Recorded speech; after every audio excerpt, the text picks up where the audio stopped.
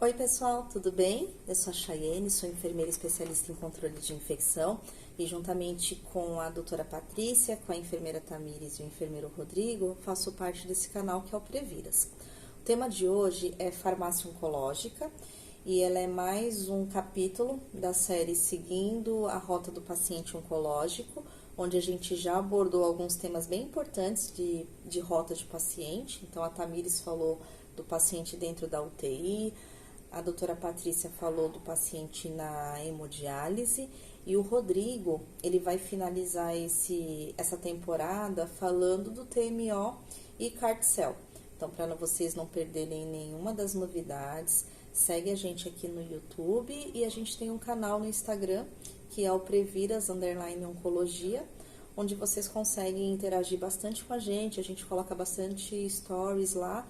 Iniciamos, né, recentemente, então, por favor, façam um feedback de vocês, do que vocês estão achando, através desse canal também no Instagram, tá bom? Quando eu vou falar de antineoplásico, o Rodrigo, ele trouxe de maneira bem primorosa essa série histórica, né, em relação à parte do câncer, né, que ele é uma realidade, a sua incidência, e ele fala sobre as terapias, as modalidades, né? E uma delas que ele fala é da quimioterapia. Um dos cuidados que a gente tem, é uma preocupação muito grande, é em relação ao risco ocupacional do manipulador frente aos quimioterápicos. Não é de hoje que esse risco ele é mensurado, ele já há várias décadas é falado sobre isso. E ele tem uma questão, justamente uma preocupação bem grande por conta da capacidade de mutação que ele pode causar no indivíduo. Então, o trabalhador que usa de forma inadequada, manipula de forma inadequada, pode ter problemas de infertilidade, abortos, malformações congênitas, disfunções menstruais e outros tipos de alterações imediatos, como tontura, cefaleia, náusea, alterações de mucosa e até mesmo reação alérgica. Por conta disso, é muito importante que o manipulador ele esteja totalmente seguro do ponto de vista de biossegurança em relação à exposição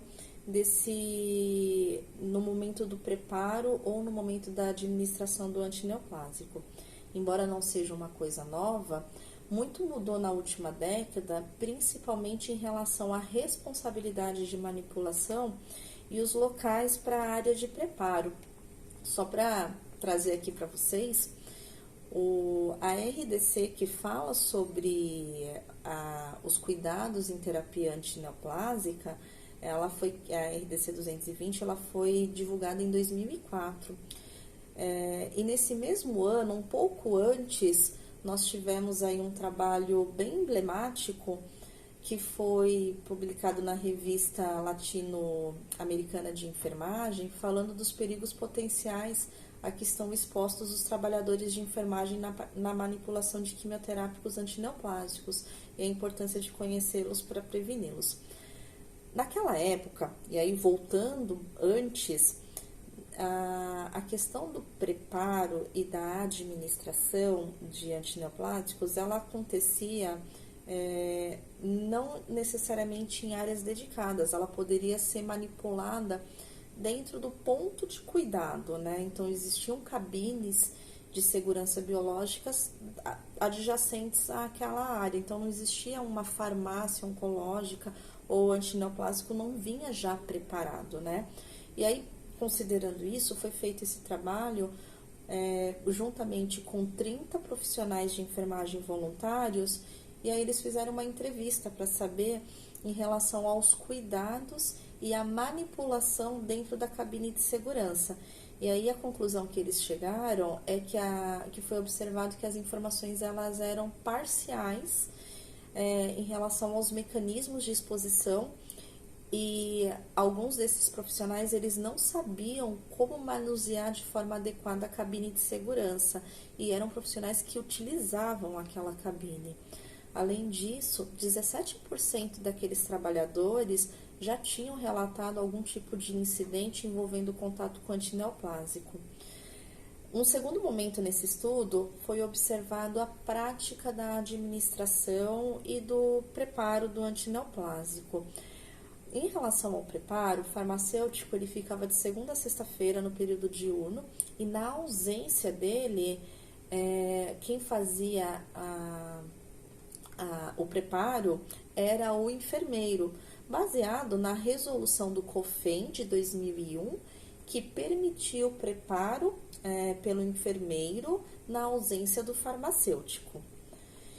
E quando eles foram observar na prática, viram que o uso do avental ele era inadequado, porque eles usavam aventais de gramaturas inferiores que não eram adequados, né? Então, há uma recomendação de uso de avental impermeável, de manga longa e com punho. E o uso de luvas também era inadequado, porque eles utilizavam luvas que eram muito mais finas e não a luva de punho longo que era recomendada. Então, a conclusão que eles chegaram é que os trabalhadores de enfermagem, durante a manipulação de antineoplásico, acabavam se expondo a grande risco de contato direto com as drogas e inalação de partículas aerosolizadas, além de também favorecer a contaminação do ambiente de trabalho e expor outros profissionais. Então, esse foi um trabalho muito emblemático. Logo depois teve essa RDC 220, onde ele fala que é necessário que o preparo do antineoplásico seja em área exclusiva, em farmácias oncológicas, né? Então, em farmácias dedicadas a isso e que cabe na unidade apenas a administração. Então, isso já vem pronto, você não deve manipulá-lo. Em relação às responsabilidades, o Conselho Federal de Farmácia evoluiu muito ao longo dos anos.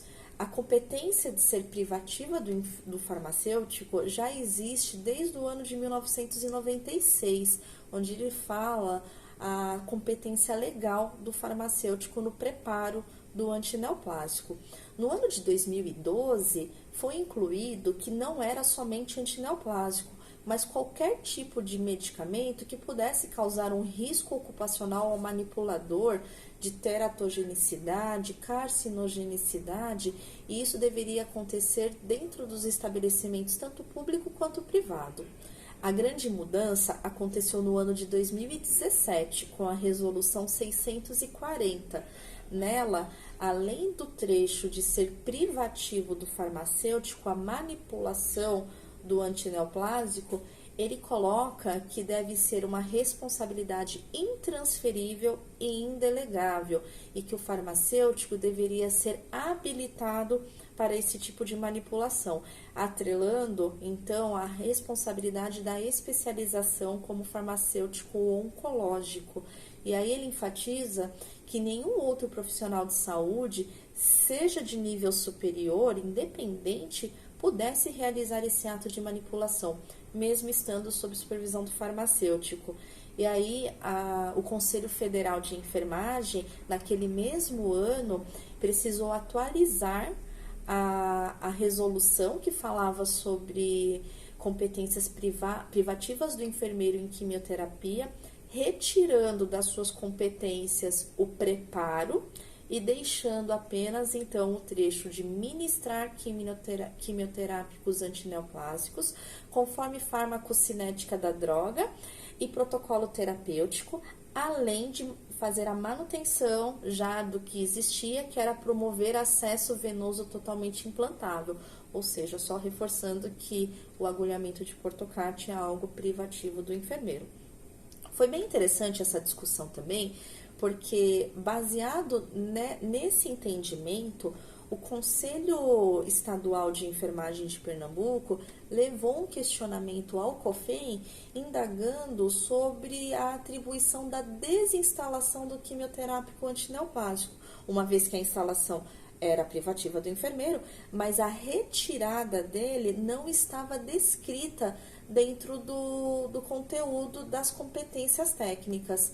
Baseado nisso, houve então um parecer que reforça que realmente a resolução 569 de 2018 ela era omissa quanto ao ato específico de desinstalação Entretanto, considerando todas as responsabilidades e o nível de complexidade envolvido em todas as etapas desse procedimento, que era indispensável a atuação do enfermeiro em todo o processo da quimioterapia, desde o ato da instalação como da desinstalação, participando assim de todo o processo do início ao fim, com a oportunidade de intervir de imediato assim que constatasse alguma alteração. Então, esse parecer da Câmara Técnica, que foi o parecer número 26 de 2018, fecha o ciclo do ponto de vista de administração de quimioterápico, sendo totalmente privativa do enfermeiro. E aí, falando então da RDC propriamente dita 220 de 2004, ela é um regulamento técnico que fala dos requisitos mínimos para o serviço de terapia antineoplásica e entende como serviço de terapia antineoplásica todo estabelecimento público e privado do país que realize a atividade de terapia antineoplásica. Dentro da terapia antineoplásica, é muito importante que tenha as etapas de observação clínica e prescrição médica, preparação com a avaliação da prescrição, manipulação, controle de qualidade e conservação, transporte, administração, descarte, documentação e registros que garantam a rastreabilidade em todas as etapas do processo. E aqui a legislação, no seu item número 5.5, informa que o serviço de terapia antineoplásica pode contratar uma farmácia para o fornecimento das preparações da terapia antineoplástica, desde que essa farmácia atenda às disposições contidas neste regulamento técnico. E aí ele coloca um inciso a mais, que é a apresentação de um contrato formal de prestação de serviço de farmácia. Então, é muito importante, no momento que há dentro do seu hospital a administração de uma quimioterapia, esse quimioterápico já vai chegar pronto para você. Então, o questionamento da onde que veio, como que veio e se você conhece esse serviço, ou seja, se você foi conhecer para ver se ele atende o regulamento técnico da RDC 220 e se há um contrato formal em relação à prestação desse serviço. O contrário também pode acontecer, porque essa legislação fala que o serviço de terapia antineoplásica pode contar com uma farmácia própria. E essa infraestrutura tem que atender a RDC 50 de 2002 e também tem que atender uns requisitos mínimos. Então, se o hospital optar em construir uma farmácia especializada para manipulação, ela não pode ser a mesma farmácia central, ela tem que ser uma farmácia com uma área dedicada. E aí essa área vai ter que ter uma área destinada à paramentação, provida de lavatório para higienização das mãos. É necessário que essa área de paramentação tenha os EPIs ali disponíveis, tenha uma lixeira para que você faça, para que você despreze, e você pode ter, ou, como ele fala de requisitos mínimos, né, ele não obriga uma área de desparamentação, mas ele obriga a ter uma área de paramentação, e aí o ideal é que tivesse um fluxo contínuo, né, que você não voltasse. E dentro dessa área de desparamentação, ou no local em que você coloca como limite para se desparamentar, que haja então um chuveiro de emergência em caso de acidentes, tá? Ele também pede que haja uma sala exclusiva para a preparação dos medicamentos de terapia antineoplásica, que tenha no mínimo 5 metros cúbicos, 5 metros quadrados por cabine, e uma cabine de segurança biológica, sendo de classe 2B12, uma área para armazenamento dos medicamentos de terapia antineoplásica e toda a rotina e responsabilidade em relação a esses equipamentos. Eles devem ser validados semestralmente ou sempre que haver uma movimentação ou uma necessidade de reparo. Tem que ter os registros por escritos dessas manutenções e também a etiqueta fixada no equipamento em local visível referente à data da última e da próxima verificação. Do ponto de vista de biossegurança dentro da sala de manipulação, é necessário, então, que o manipulador Utilize luvas do tipo cirúrgica, com punho longo, sem talco e estéril, um avental longo ou um macacão de uso restrito a essa área de paramentação e que deve ser impermeável, com a frente fechada, mangas longas e punhos elásticos. Normalmente esses serviços trabalham com aventais descartáveis, tá? E sempre que o manipulador sair da área de manipulação, ele deve desprezar o avental justamente pelo risco de contaminação no momento de se paramentar novamente, caso o avental seja reutilizável. Por isso, essa prática deve ser uma prática abolida. Durante o processo de manipulação também, em seu artigo número 5.3.5, é informado que deve ser feito o uso de 2 pares de luvas estéreis, trocados a cada hora, ou sempre que a sua integridade estiver comprometida. A mão, ela nunca pode ficar exposta dentro da área de manipulação, uma vez que existe o veículo de transmissão por aerossol e pode ter o contato do agente antineoplásico na mucosa ou na mão daquele colaborador. Além disso, é necessário o uso de máscaras, no mínimo uma N95 ou acima, e o uso de óculos de proteção, bem como o requisito da NR32 em relação ao uso de calçados fechados e que é passível de higienização. Todos os materiais que entram dentro da farmácia de manipulação devem ser submetidos a uma higienização prévia. E aí, normalmente, esses locais trabalham com uma área de higienização que ela é adjacente à área de manipulação e ela tem o pass-through ou os passadores intertravados. Então, normalmente, uma pessoa por fora faz a higienização daquele material, um equipo, uma bolsa, aquilo que vai entrar dentro da área de manipulação, coloca no pass-through que é intertravado, então ele tem um travamento, fecha e a pessoa que está dentro da farmácia, da área de manipulação, pega esse material. Isso atende a RDC número 67 de 2007 e a sala deve ser uma ISO classe 8 ou grau D, que a gente coloca como sala classificada. O transporte interno desses materiais para a área devem ser feitos de maneira a preservar o ambiente, então é necessário o uso de um interfone ou um telefone justamente para que haja comunicação do manipulador com o ambiente externo e é proibido o uso a adoção de pias ou ralos dentro da área de manipulação.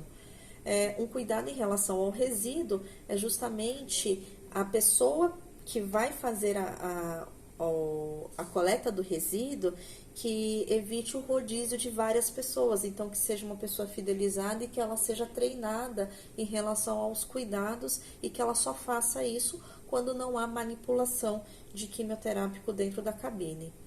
Existe um item muito importante que chama de controle de qualidade de terapia antineoplásica. O artigo 7.2 da RDC fala que a gente precisa verificar e monitorar o cumprimento desses procedimentos de limpeza.